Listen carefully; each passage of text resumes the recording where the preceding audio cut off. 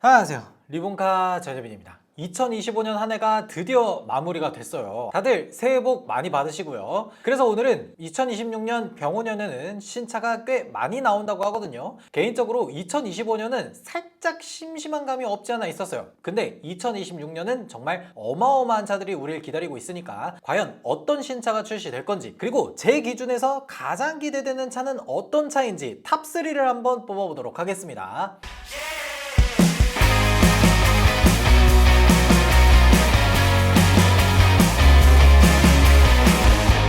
가장 먼저 현대를 한번 보면요, 일단 신차 리스트는 이렇게 한 5대 정도가 있습니다. 페이스리프트로는 그랜저, 산타페, 스타리아 이렇게 있고, 풀체인지 같은 경우에는 아반떼, 투싼 이 두 가지가 대기 중에 있습니다. 일단 그랜저부터 먼저 보면요, 이렇게 바뀐다고 합니다. 예전에 아이오닉 3가 실내 유출됐을 때 그랜저 페이스리프트의 앞모습이 유출되기도 했죠. 앞모습에서 변화가 가장 큰데, 원래는 전면 헤드라이트에 있는 부분이 그릴과 살짝 구분되도록 크롬 처리를 해놨었는데, 이제는 그릴 안으로 전부 포함된 모습을 볼 수가 있습니다. 그러면서 헤드램프가 있는 부분을 세로형에서 이렇게 가로형으로 배치를 바꿨어요. 전반적으로 봤을 때 현대차가 예전에 했었던 그 와이드 앤 로우가 정말 잘 담겨져 있는 디자인이지 않나, 그런 생각이 들더라고요. 뒷모습은 기존과 거의 다를 게 없습니다. 하나 가장 큰 차이점이 있다고 한다면, 원래 방향지 시등이 이 아래쪽 범퍼에 들어가 있었던 걸 이번에는 위쪽으로 옮겼죠. 저는 개인적으로 이게 좀 마음에 들더라고요. 방향지 시등이 범퍼 아래쪽으로 들어가 있다고 해서 인식이 아예 안 된다 뭐 이런 거는 아닌데, 위쪽에 있으면 내가 이 차와 좀 가깝게 붙어 있다고 하더라도 바로 파악이 가능하고 인식이 훨씬 더 쉬워서 저는 방향지 시등이 이 위쪽으로 올라오는 게 좀 더 마음에 드는 것 같습니다. 그리고 그랜저는 실내가 변경점이 정말 많거든요. 실내는 이런 식으로 바뀔 예정입니다. 원래 현대자동차는 어땠어요? 처음에는 8인치 쓰다가 10.25인치 쓰다가 그 다음엔 12.3인치 이렇게 점점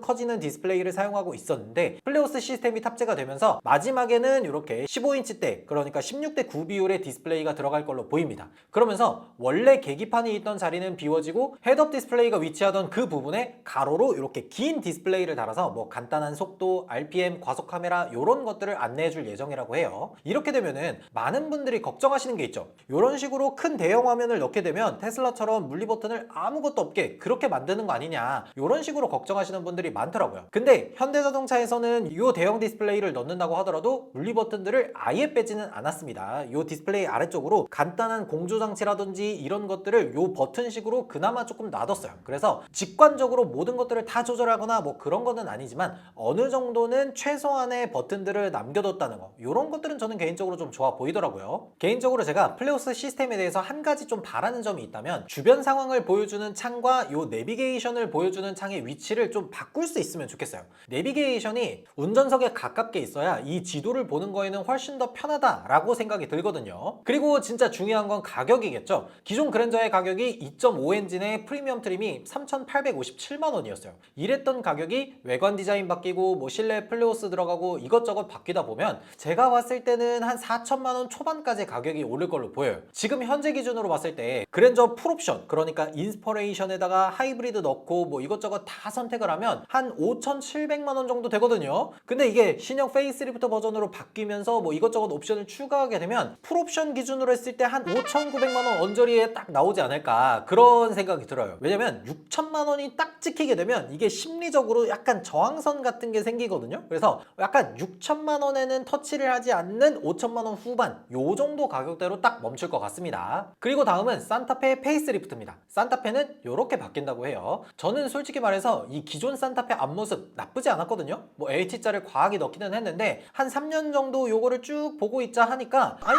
이 정도면 괜찮잖아, 탐켄치보다 훨씬 나은 거 아닌가? 뭐 그런 생각이 들었는데, 많은 분들이 이 산타페 디자인은 약간 호불호가 갈린다 라는 얘기들을 많이 하시는 것 같더라고요. 그런데 페이스리프트 된 산타페는 이런 식으로 약간 우리가 기존에 생각했던 그 H자를 과감하고 와이드하게 그런 식으로 바꿔놨습니다. 이게 점점 페이스리프트 된 모습을 보면은 약간 로보캅 같은 느낌이 든다는 게 계속 생각이 들더라고요. 그리고 뒷모습 뒷모습은 이렇게 바뀐다고 합니다. 이게 렌더링 이미지라서 그렇기는 한데 실물로 보면은 또 괜찮을지도 몰라요. 그리고 많은 분들이 얘기하시는 것 중에 하나가 뭐냐면 뒤에 이 레터링에 산타페를 왜 산타 띄고 페 이렇게 하냐라고 얘기하잖아요. 근데 원래 원칙대로 하자면 산타페를 띄워놓는 게 맞기는 합니다. 기존에 원래 잘못됐던 거를 올바르게 바로잡아가는 과정이다 라고 생각해 주시면 좋을 것 같아요. 근데 저는 개인적으로 페이스리프트 된 산타페가 외관 모습이나 이런 거에서 약간 호불호가 갈릴 법했던 것들을 조금 줄여나가는 디자인이 되지 않았나 그런 생각이 들어서 저는 개인적으로 마음에 듭니다.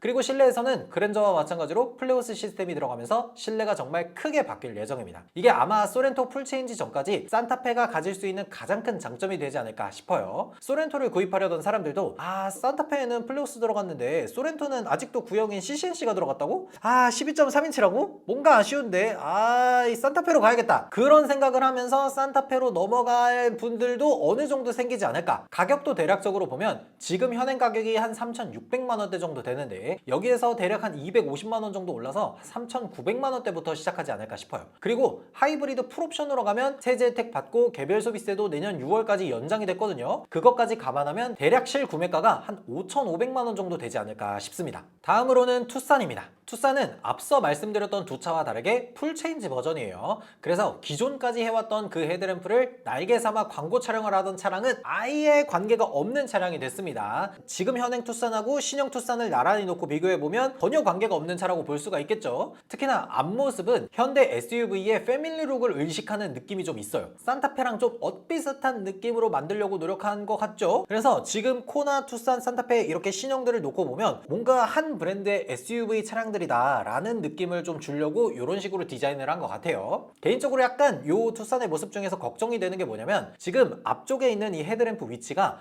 범퍼 정도에 자리 잡고 있잖아요. 이렇게 헤드램프가 아래쪽에 달려있으면 이 조사각이 살짝 애매할 수가 있어요. 보통은 조사각을 위에서 아래로 내려 비치는 게 훨씬 더 넓은 범위를 비추는 데 용이하거든요. 근데 만약에 여기서 IFS들이 좀 더 정교하게 적용이 되면서 각각의 램프가 몇 가지 픽셀들로 쭉 나뉘면서 이 부분적으로 조사하는 것들로 좀 바뀌면 요거는 또 괜찮아질 수도 있어요. 근데 투싼까지 그런 게 적용이 될까 싶기는 하네. 그리고 실내는 다른 차량들과 마찬가지로 플레오스 시스템이 탑재될 예정이라고 합니다. 근데 이제 약간 걱정이 되는 게 뭐냐면 플레오스 시스템이 아무리 탑재가 된다고 하더라도 이거를 적극적으로 활용을 하기 위해서는 최소한 하이브리드 트림까지는 가야 사용을 할 수 있을 걸로 보여요. 예를 들어서 내가 어딜 가서 도착지에 도착한 다음에 잠깐 누굴 기다려야 돼. 그러면 가솔린 모델 같은 경우에는 요 플레오스 디스플레이를 사용하기 위해서 계속해서 시동을 걸어놔야 돼요. 그러면 솔직히 잘 안 쓰게 되잖아요. 근데 하이브리드 같은 경우에는 도착하기 전에 스테이 모드 같은 것들을 켜놓게 되면은 배터리를 가득 채워서 도착했을 때에도 한 3-40분 정도 이 디스플레이를 사용할 수 있게 어찌됐건 간에 이 고전압 배터리가 달려있고 전기를 그나마 좀 자유롭게 사용할 수 있는 하이브리드 버전까지는 가야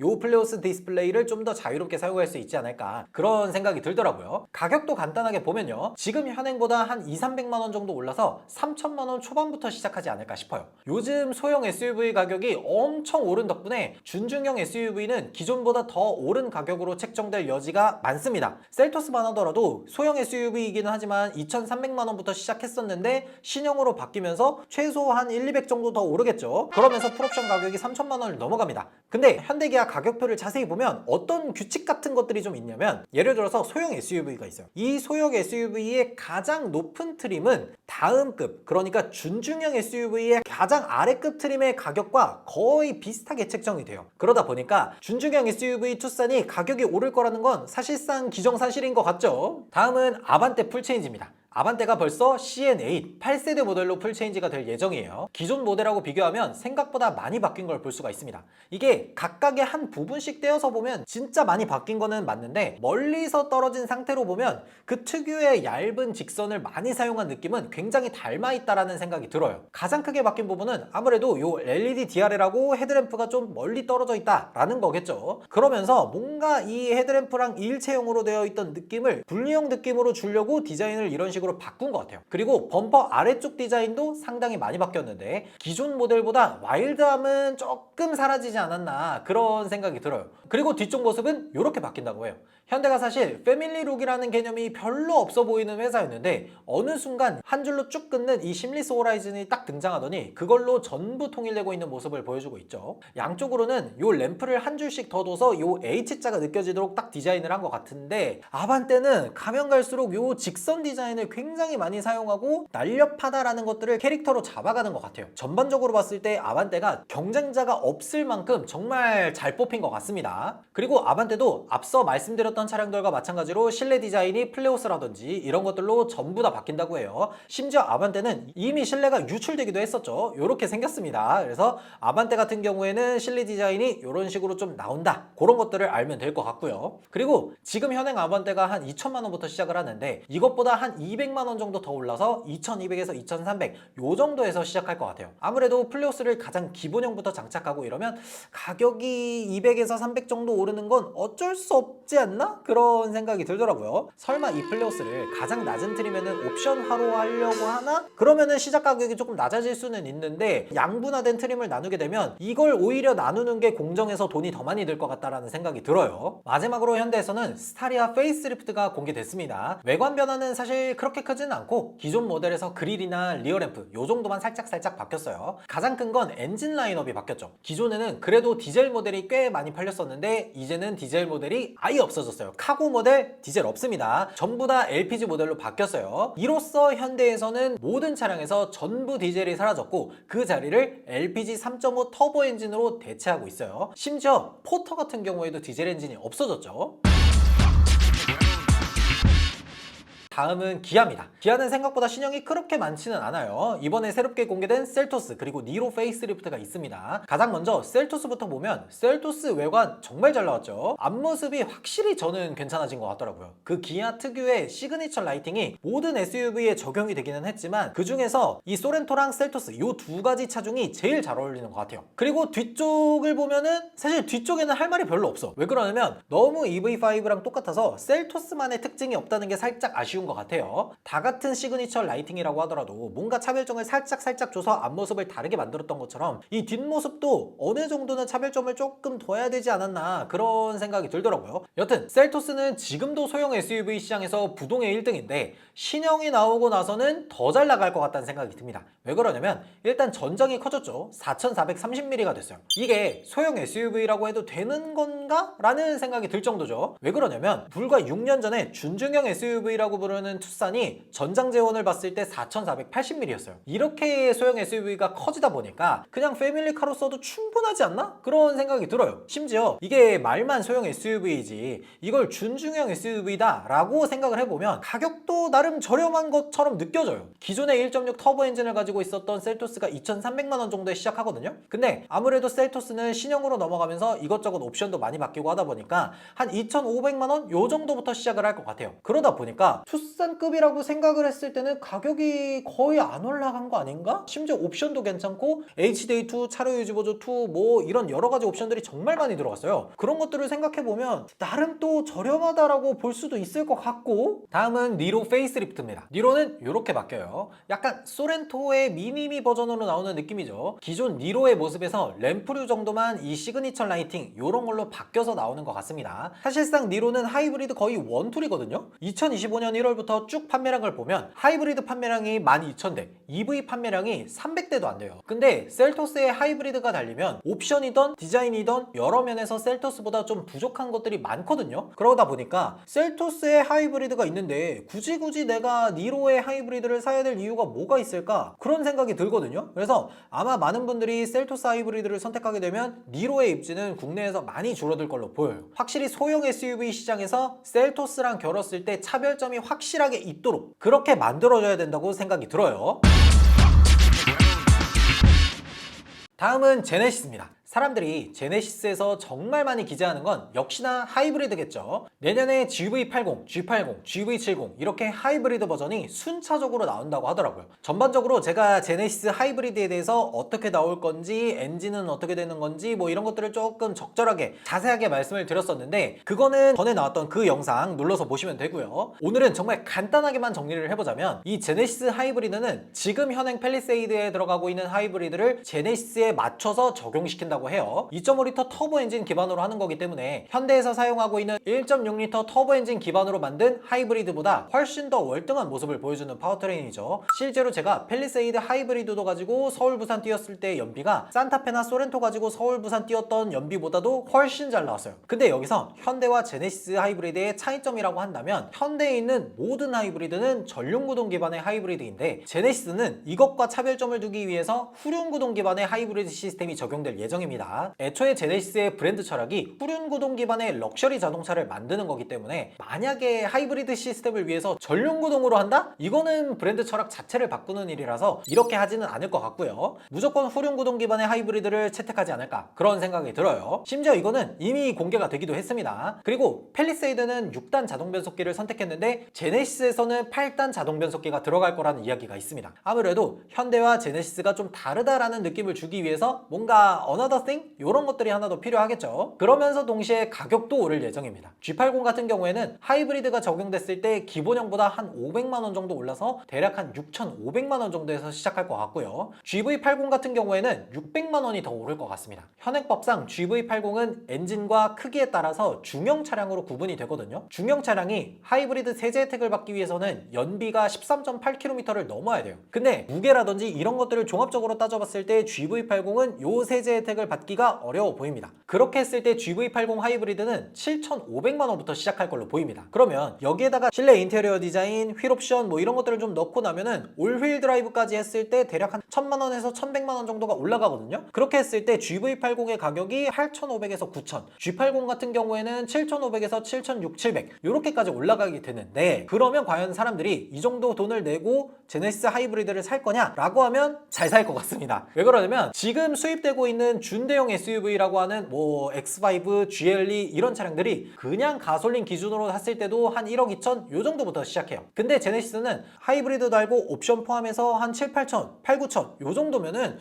생각보다 잘 팔릴 것 같다는 생각이 들더라고요. 그리고 GV70도 있는데 GV70은 시기가 약간 애매합니다. 2026년이 아니라 2027년에 나온다 뭐 이런 얘기들이 있어서 요거는 좀 나중에 정확하게 구체적으로 나오면 그때 얘기를 좀 해보도록 할게요. 그리고 제네시스에서는 GV90도 나오죠. GV90 지난번 영상에서 정말 자세하게 다뤘었는데 간단하게만 정리를 해보자면, 기본적으로 전기차로 나오고요. 여기에다가 우리가 좋아하는 뭐 자동문, 에어 서스펜션, 후륜 조향, 코치도어 이런 어마어마한 옵션들을 새롭게 추가해서 나온다 라고 이야기가 나왔었죠. 심지어 여기 유출된 사진들을 보면 기존에 우리가 제네시스에서 볼 수 없었던 것들이 정말 많이 들어가 있어서 많은 사람들이 야 GV90 그거 언제 나오냐, 야 정말 기대된다, 우리나라에서도 이렇게 준대형에 해당하는 럭셔리 SUV가 나오는구나 라면서 정말 기대를 많이 모으고 있었는데, 기대가 큰 만큼 이 기대에 부합하기 위해서 내부에서 테스트를 정말 많이 하고 계속해서 뭔가를 수정하는 것 같더라고요. 그러다 보니까 출시 시기가 계속해서 밀리고 있습니다. 원래는 2025년 말이라 뭐 이런 얘기가 있다가 2026년이다, 2026년 상반기다 이런 얘기가 있다가 지금은 한간에 2026년 상반기가 아니라 하반기다 뭐 이런 얘기까지 나오더라고요. 많은 사람들이 내가 사지는 못하더라도 한국에서 이런 거대한 럭셔리 SUV가 나오는 것들을 정말 기대를 많이 하는데, 빨리빨리 나와서 이 국내 시장에서도 이런 차가 나올 수 있다라는 것들을 좀 자세하게 보여줬으면 좋겠다라는 생각이 들어요.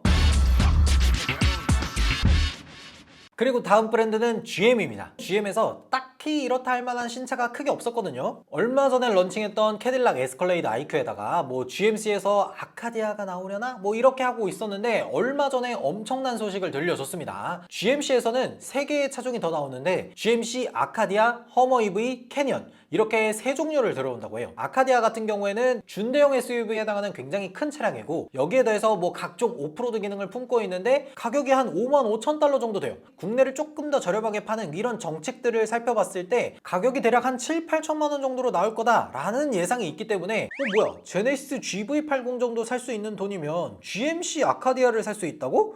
요 정도면은 생각보다 경쟁력이 있는데? 라는 얘기들을 꽤 많이 하더라고요. 그리고 그 다음은 허머 EV. 허머 EV 같은 경우에는 저도 직접 타봤었지만 이거를 자동차로 얘기를 하는 게 맞나? 픽업 트럭이고 자동차의 형태를 하고 있기는 한데 스펙들을 보면은 자동차라는 생각이 잘 안 들어요. 무게가 일단 4톤이 넘어가고 배터리가 200kWh가 넘게 들어가 있죠. 출력도 830마력이에요. 시속 60마일까지 가속하는데 걸리는 시간이 3.5초. 이렇게 무거운 차가 모터가 3개가 들어가서 심지어 여기에다가 4바퀴가 다 움직이는 4휠 스티어링이 들어가서 크랩워크라고 하는 자동차가 대각선으로 움직이는 그런 기능도 탑재하고 있죠. 이런 괴물 같은 픽업 트럭을 우리나라에서 판다니. 근데 요 허머 EV가 미국 시장에서도 최소 10만 달러부터 시작하거든요. 이게 10만 달러면 지금 환율 적용했을 때 1억 4,300 요 정도인데 여기에다가 뭐 3모터 들어가고 뭐 이것저것 더 옵션을 높인 이런 차량들은 12만 달러 뭐 이렇게도 넘어가요. 그렇게 되면은 가격이 대략 1억 7천 요 정도까지 올라가게 되는데 우리나라에서 요 픽업 트럭을 탈 수 있는 사람이 얼마나 될까 그런 생각이 살짝 들어요. 그리고 마지막으로는 캐니언인데 캐니언은 GMC에서 가장 저렴한 픽업 트럭이에요.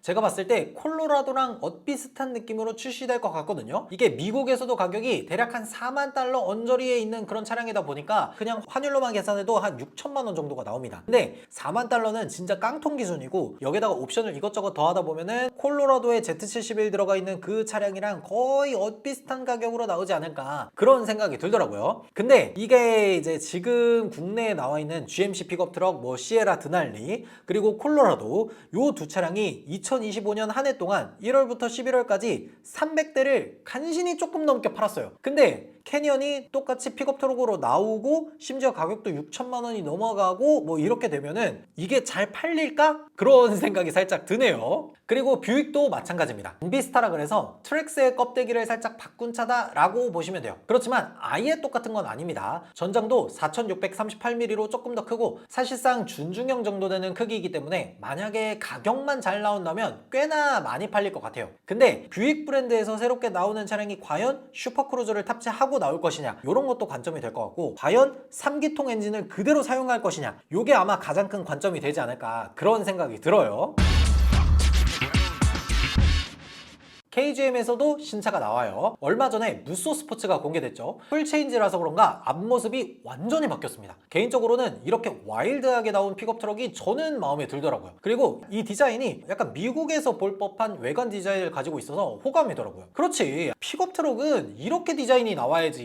이렇게 약간 와일드하면서 우락부락하고 뭔가 거침없는 그런 느낌을 줘서 딱 만들어야지. 이 KGM이 디자인할 줄 아네. 확실히 픽업 트럭 SUV는 KGM이 진짜 잘하는 것 같아요. 뒷모습도 상당히 괜찮아요. KGM이 매번 신차를 낼 때마다 토레스를 돌려막기 하다가 무쏘부터는 진짜 새로운 신차가 나왔다라는 느낌이 딱 들더라고요. 근데 무쏘 스포츠는 이런 디자인이고 무쏘 EV는 토레스를 닮아 있으면 같은 무쏘라는 이름을 써도 되는 건가 싶어요. 여튼 중요한 건 무쏘 스포츠가 가솔린 엔진도 추가되고 디젤 엔진을 여전히 놔뒀다는 거예요. 국내에서 디젤 픽업 트럭은 KGM에서 가지고 있는 무쏘 스포츠가 유일한 상황인 거죠. 그러다 보니까 가솔린 엔진만 가지고 있는 타스만, 콜로라도, 뭐 시에라 드날리, 아카디아, 캐니언 뭐 이런 차량들은 연비를 좀 중요시 여기면서 장거리를 많이 뛰어야 되는 픽업 트럭 사용자들에게 있어서는 선택지가 무쏘 스포츠밖에 남지가 않는 거예요. 그러다 보니까 요 무쏘 스포츠가 생각보다 꽤 잘 팔리지 않을까? 그런 생각이 들어요. 그리고 가격! 요 정도면은